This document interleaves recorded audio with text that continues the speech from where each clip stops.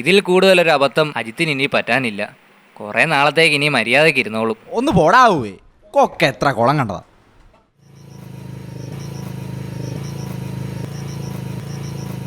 ദാണ്ടെ വെള്ളിമങ്ങ വരുന്നുണ്ടല്ലോ.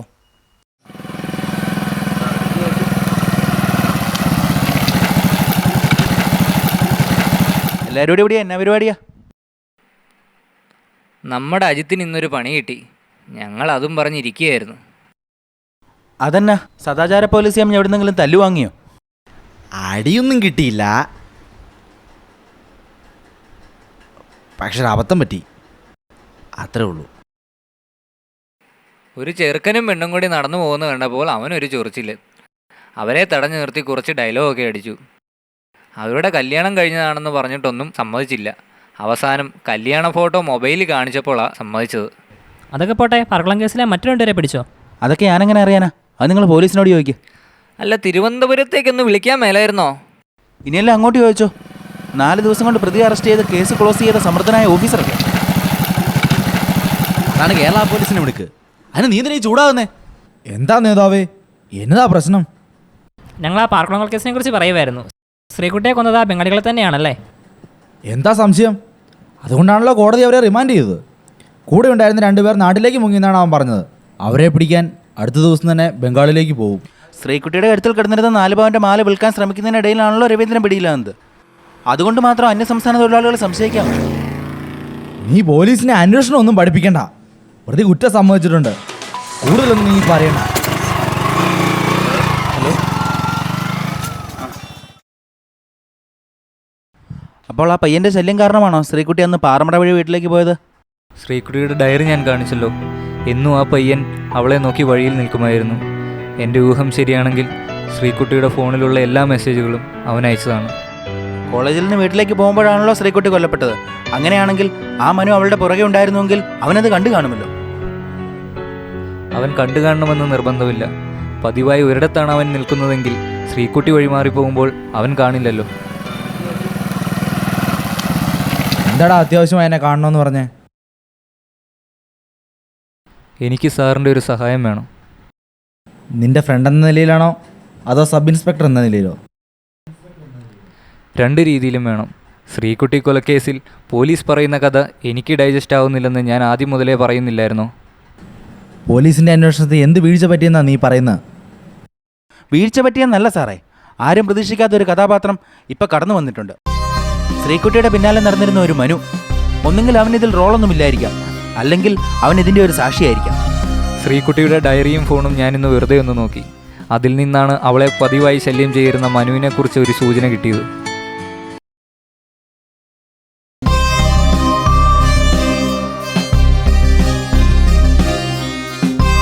കൊട്ടാരമറ്റം ബസ് സ്റ്റാൻഡിൽ വെച്ച് ഒരു കൂട്ടം കോളേജ് പിള്ളേർ ഡ്രഗ്സ് കൈമാറുന്നുവെന്ന് വിവരം കിട്ടി. 200 രൂപയുടെ കഞ്ചാവ് മുതൽ ഹാഷിഷും ഹെറോയിനും കൊക്കൈനും കടന്ന് 2 ലക്ഷം രൂപയുടെ LSD വരെ നമ്മുടെ നാട്ടിലെ പിള്ളേരുടെ കയ്യിലുണ്ട്. ഇതൊക്കെ വലിച്ചു കയറ്റി സ്വബോധമില്ലാതെയാ ഇവനൊക്കെ ഉണ്ണുന്നതും ഉറങ്ങുന്നതും പഠിക്കുന്നതും വരെ. നിങ്ങൾ പോലീസുകാരും എക്സൈസുകാരും ഒന്ന് ആക്റ്റീവായാൽ ഇതൊക്കെ നിയന്ത്രിക്കാവുന്നതേ ഉള്ളൂ. എത്ര പേരെ പിടിച്ചാലും നിങ്ങൾ രാഷ്ട്രീയക്കാർ അവരെയൊക്കെ ഇറക്കിക്കൊണ്ട് പോകുമല്ലോ. മാതൃകാപരമായി ഒരുത്തനെയെങ്കിലും ശിക്ഷിച്ചിരുന്നെങ്കിൽ മഞ്ഞപ്പ് മാറാത്ത പിള്ളേര് ശിക്ഷ പേടിച്ച് ഇതിനൊന്നും ഇറങ്ങാതിരുന്നേനെ. നിങ്ങൾ അതും ഇതും പറഞ്ഞ് സമയം കളയാതെ നമ്മുടെ വിഷയത്തിലേക്ക് വാ. ഞാൻ ആ മനുവിനെ ഒന്ന് വിളിക്കട്ടെ. നീ വിളിച്ചു നോക്ക്. എൻ്റെ എല്ലാ സപ്പോർട്ടും നിനക്കുണ്ട്. ഞാനേതായാലും ജീപ്പ് എടുത്ത് ഒന്ന് കറങ്ങി നോക്കട്ടെ. ഞാൻ നിന്നെ വിളിക്കാം.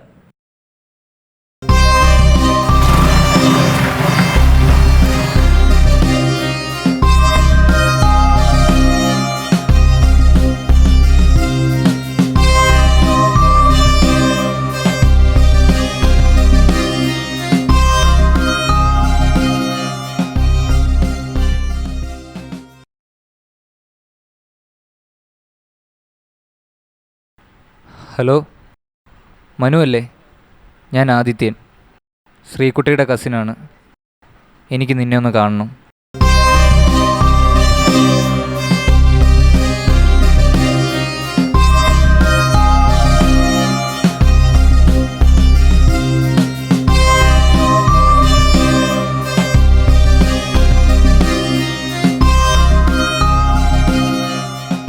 ശ്രീകുട്ടിയുടെ മരണത്തിൽ ഒരു പങ്കുമില്ലെന്ന് നീ പറഞ്ഞാൽ ഞങ്ങളത് വിശ്വസിക്കുമെന്ന് കരുതിയോ?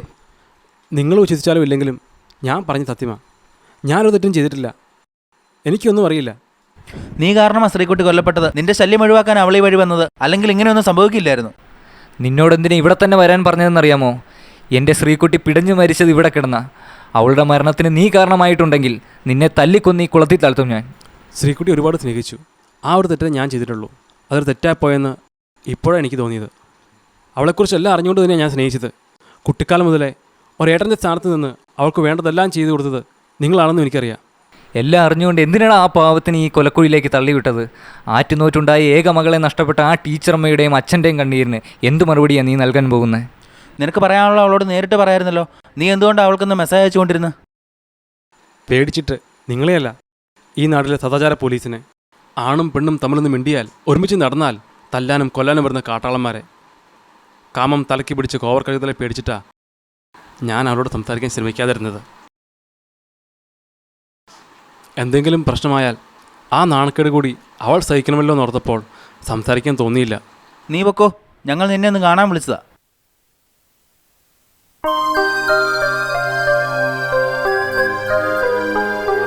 അവനിൽ നിന്ന് എന്തെങ്കിലും ഒരു സൂചന കിട്ടുമെന്നാണ് ഞാൻ വിചാരിച്ചത്.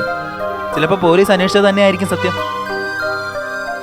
ഈ അറസ്റ്റിലായ രവീന്ദ്രൻ പോലീസിനോട് ആദ്യം പറഞ്ഞത് അയാൾ ഒറ്റയ്ക്കാണെന്നാണ്.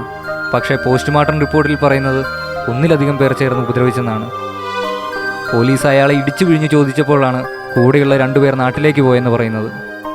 അത് ശരിയായിരിക്കും. കൂട്ടുകാരെ ഒറ്റിക്കൊടുക്കണ്ടെന്ന് കരുതിയായിരിക്കും ആദ്യം അയാൾ കള്ളം പറഞ്ഞത്. അല്ലടാ, നാട്ടിലേക്ക് പോയവർ വൈകിട്ട് 5:30 ട്രെയിനിലാണ് പോയത്. ശ്രീകുട്ടി കൊല്ലപ്പെട്ടത് 4:30-ക്കും 5:30-ക്കും ഇടയ്ക്കാണ്.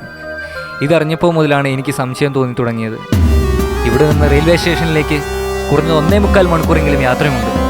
അപ്പോൾ ഇതെങ്ങനെ ശരിയാവും? ഇതാകെ കൺഫ്യൂഷനായല്ലോ.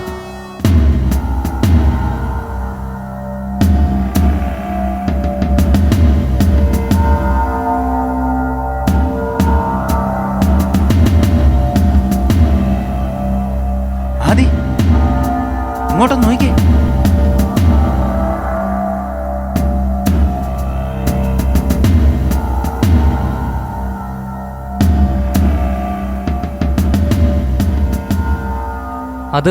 അത് ശ്രീകുട്ടിയുടെ ചുരിദാറിൻ്റെ ഷാളാണ്.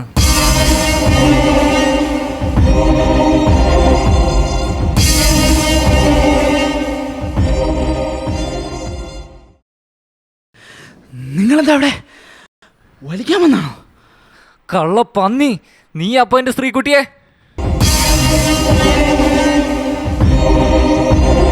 പകൽ മുഴുവൻ സദാചാരം വിളമ്പ് നടക്കുന്നതിന്റെ തനി സ്വരൂപം ഇതാണല്ലേ? സത്യം പറടാ, നീയല്ലേ ശ്രീകുട്ടിയെ കൊന്നത്? എനിക്ക് അറിയാണ്ട് പറ്റിപ്പോയതാ. എന്നോട് ക്ഷമിക്കണം. എൻ്റെ ശ്രീകുട്ടിയെ കൊന്ന് നിന്നോട് ഞാൻ ക്ഷമിക്കണമല്ലേടാ? നാണമില്ലല്ലോ നിനക്കിത് പറയാൻ. നീ ചെയ്ത കുറ്റം പിന്നെ എങ്ങനെയാണ് ബംഗാളികളുടെ തലയിലായത്?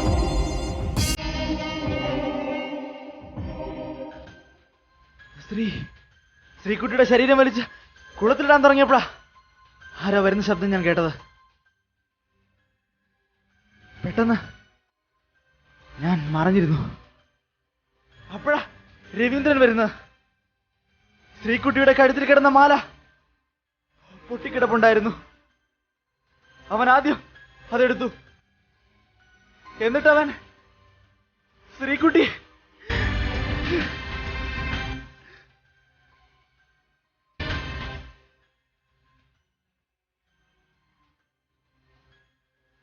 അപ്പോൾ നീ എൻ്റെ ശ്രീകുട്ടിയെ വലിച്ചു കീറിക്കൊല്ലുന്നത് നോക്കി നിന്നല്ലടാ.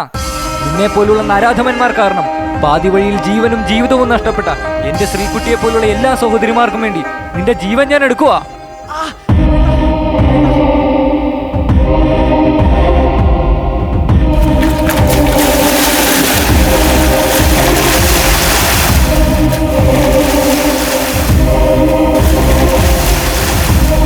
ആദി, വേണ്ടടാ, വേണ്ട, അവനെ കൊല്ലണ്ട. ഇവൻ ജീവിക്കണം. കഞ്ചാവും കൊക്കൈനും വലിച്ചു കയറ്റി അമ്മ പങ്കന്മാരെ തിരിച്ചറിയാൻ ജീവിക്കുന്നവർക്കിടയിൽ ഇവനൊരു പാഠമായിരിക്കട്ടെ.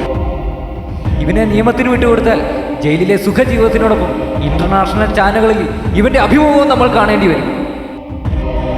ഇവിടുത്തെ കാലഹരണപ്പെട്ട നിയമവ്യവസ്ഥയിൽ എനിക്ക് വിശ്വാസമില്ല. ഇവനെ കൊന്നാൽ ഈ നീതിപടി നിന്നെ ശിക്ഷിക്കുകയുള്ളൂ. ഇവനെ പോലെയുള്ളവരെ കൊല്ലാതെ കൊല്ലണം. ജനങ്ങൾ ആഗ്രഹിക്കുന്ന ശിക്ഷ ഇവനൊക്കെ കിട്ടേണ്ടത്.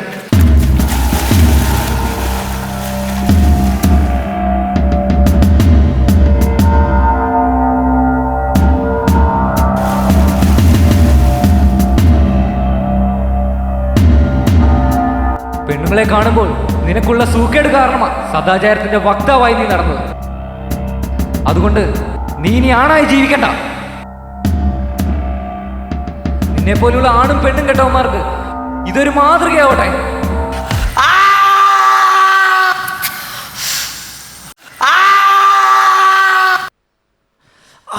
SI സാറേ, ശ്രീകുട്ടി കൊലക്കേസിൽ 1-ാം പ്രതി ശ്രീകുട്ടി മരിച്ചു കിടന്ന അതേ പാറമടയിൽ കിടപ്പുണ്ട്. പെട്ടെന്ന് വന്നാൽ ജീവനോടെ അറസ്റ്റ് ചെയ്യും. ഇവനെ പോലുള്ള വൈറസുകളെ സൊസൈറ്റിയിൽ നിന്നും ഡിലീറ്റ് ചെയ്ത് ഇവിടുത്തെ സിസ്റ്റം അപ്ഡേറ്റ് ചെയ്യേണ്ടത് നമ്മൾ ഓരോരുത്തരുമാണ്.